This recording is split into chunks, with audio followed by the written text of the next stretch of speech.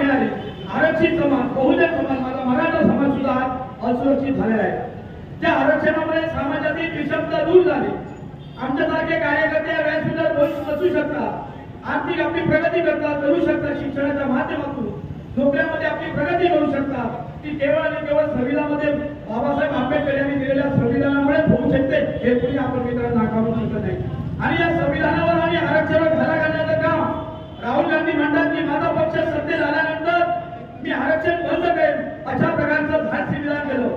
हे विधान आपण गांभीर्याने घेतलं पाहिजे. आपण घराघरात गेलं पाहिजे. प्रत्येक सदस्याला आपण समजून सांगितलं पाहिजे. कारण ज्या राहुल गांधींनी लोकसभेमध्ये आणि लोकसभा निवडणूक झाल्यानंतर संसदेमध्ये संविधान घेऊन हातामध्ये शब्द घेतला, ह्या शब्दात तुम्ही उघड्या डोळ्यांना पाहिला. एके बाजूला संविधानाचे पुजारी म्हणून सांगणारे राहुल गांधी आणि दुसऱ्या बाजूला राहुल गांधी अमेरिकेमध्ये संविधानामधील आरक्षण संपू असं सांगणारे राहुल गांधी. ही दुहेरी भूमिका, ही दुटप्पी भूमिका आपण मित्रांनो अभ्यास केला पाहिजे. तेव्हा हे आजचं रॅली आहे ती फक्त मला दाखवण्यासाठी नाही. गेले अनेक दिवस आम्ही सगळ्यांना सांगतो ही आमच्या हक्काची लढाई आहे, ही आमची अस्तित्वाची लढाई. तर आरक्षण नसेल तर आम्ही कुठं जाऊ? राहुल गांधीला पुन्हा पेशवाई आणायची आहे का? या बहुजन समाजाच्या गळ्यामध्ये पुन्हा मडकं बांधायचं आहे, त्याच्या कमरेला झाडू बांधायचं आहे, हे अपेक्षित राहुल गांधी आहे का? किंवा काँग्रेस वाल्याला अपेक्षित? हे जेव्हा तुमच्याकडे जेव्हा येतील तर प्रत्येकाने मित्रांनो आपण विचारलं पाहिजे. किंवा आम्हाला सगळ्यांना प्रश्न पडला पाहिजे. बाबासाहेबांचा संविधानाचा अपमान नेहमीच काँग्रेसने केलेला आहे. आठवा, कारण 1952 मध्ये मुंबई लोकसभा मतदारसंघ, 1954 मध्ये भंडारा लोकसभा मतदारसंघ, या दोन्ही निवडणुकांमध्ये डॉक्टर बाबासाहेब आंबेडकरांचा षडयंत्र असून काँग्रेस पक्षाने पराभव केला. हे तुमचं आम्ही विसरू शकतो का? हे षडयंत्र आम्हाला नाही का? याचा राग तुमच्या आमच्या मनामध्ये आहे की नाही? राग तुमच्या आमच्या मनामध्ये बंधुत्व असलाच पाहिजे. खरं तर बाबासाहेबांची बिनविरोध निवड काँग्रेस पक्षाने केली पाहिजे होती. कारण देशासाठी मोठं संविधान आव्हान वसून बाबासाहेबांनी स्वतःच्या तब्येतीकडे दुर्लक्ष केलं आणि देशाला मोठं जगातील मोठं संविधान दिलं. याची जाणीव आणि जबाबदारी जर काँग्रेस पक्षाला असती तर 2 वेळा बाबासाहेबांचा पराभव न करता लोकसभेमध्ये बिनविरोध पाठवलं पाहिजे. पाहिजे की लोकांना सांगायला सुरू पाठवायला हा राग तुमच्याकडे असला पाहिजे. आणि जेव्हा जेव्हा आपल्याला काढायला संधी मिळेल काही काँग्रेस पक्षाने तर आपण काढला पाहिजे.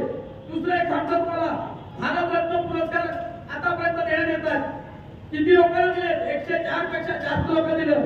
बाबासाहेबांना 1988 मध्ये आणि स्वर्गीय पंतप्रधान इंदिरा गांधी यांना 1971 मध्ये बाबासाहेबांचा कर्तृत्व निश्चितच मानत होतं. त्यांचं पण योगदान होतं. पण बाबासाहेबांना अगोदर द्यायला पाहिजे होता. बाबासाहेबांना कधी दिलं? भारतीय जनता पार्टीला जनता दलला पाठिंबा दिला. त्यावेळी VP साहेबांचं सरकार होतं. त्यावेळी बाबासाहेबांना भारतरत्न पुरस्कार दिला. काँग्रेस वाल्याला दिला नाही, काँग्रेस वाल्याला अपमानच केला. हे तुम्ही आम्ही लक्षात ठेवलं पाहिजे. इंदिराची जागा कोणी दिली? आदरणीय मोदी साहेब भाजप सरकार सत्तानंतर दादामध्ये इंदिराची जागा मिळाली. बाबासाहेबांचा भव्य स्मारक तिथं होतं. काँग्रेस वाल्याला 50-60 वर्ष देशावर सत्ता घालवली. आम्हा दलितांना फसवलं. भाजपमध्ये जातीवादी म्हणून आमच्या लोकांना ते निर्माण केलं. आम्हाला भ्रमिष्ट केलं. खरे जातीवादी एक काँग्रेसवाले होते हे निश्चित झालं. जर ते जातीवादी नसते तर इंदिराची जागा त्यांनी त्याच ताब्यात घेतली असते. बाबासाहेबांचं स्वागत केलं होतं. हे प्रश्न तुम्हाला पडतात की नाही? हे प्रश्न पडलाच पाहिजे.